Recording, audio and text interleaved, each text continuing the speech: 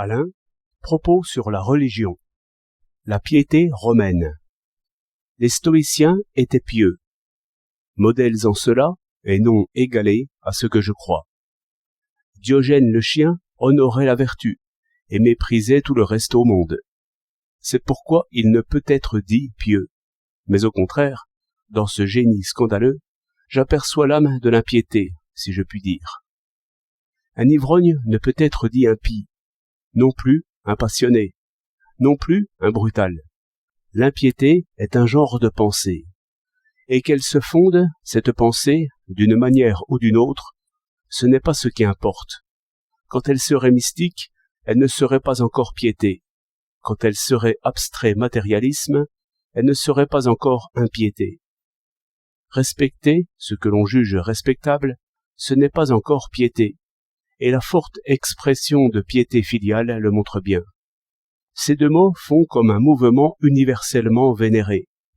L'idée y est restée intacte. Piété, c'est donc respect au-dessus de toutes les raisons. Sois pieux devant le jour qui se lève. Ainsi parle le petit-oncle à Jean-Christophe. Nul ne sait ce qu'apportera le jour qui se lève. Pluie ou neige, brutal événement, aveugle événement. Mais sois pieux d'abord et ensuite.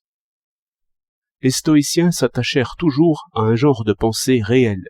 Ils disaient même corporelle, qui est la perception d'un objet dans le monde. Hors de cette prise, l'idée n'était rien pour eux.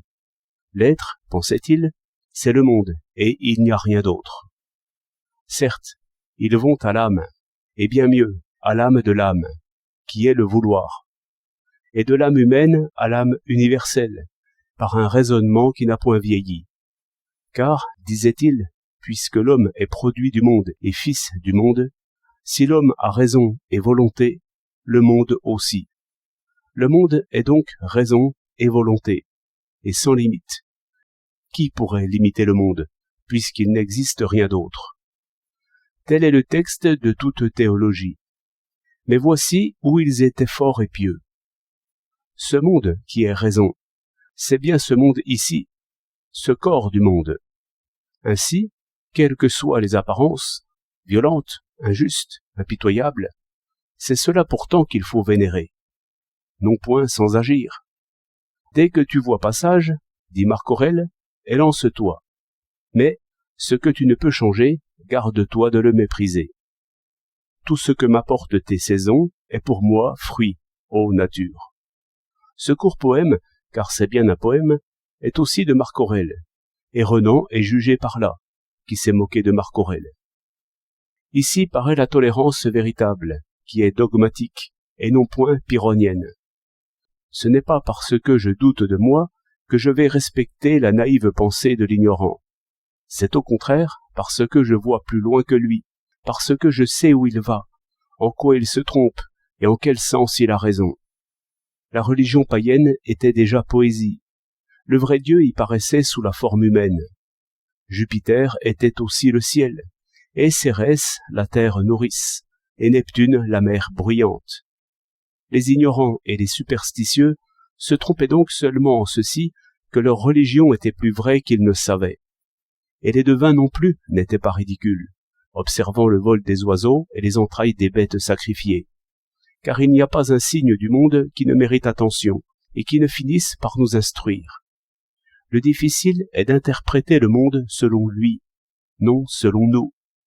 Même en cette coutume d'offrir d'abord au Dieu l'innocent animal dont il faut bien se nourrir, il y avait une profonde sagesse et une précaution contre le sang. Mais les devins ne le savaient pas assez. La règle de l'agir n'est pas seulement de savoir ce que l'on veut, elle est en même temps d'observer les signes du monde, afin de savoir où il nous mène, où il mène notre action et nous. Et cela même est piété. Toutefois, la parfaite piété est de savoir assister au sacrifice et jeter l'encens sur les charbons, sans rien renier de soi, sans ironie et sans comédie. Difficile. Mais je vois une grandeur par là et une sorte de paix romaine. 21 juillet 1923.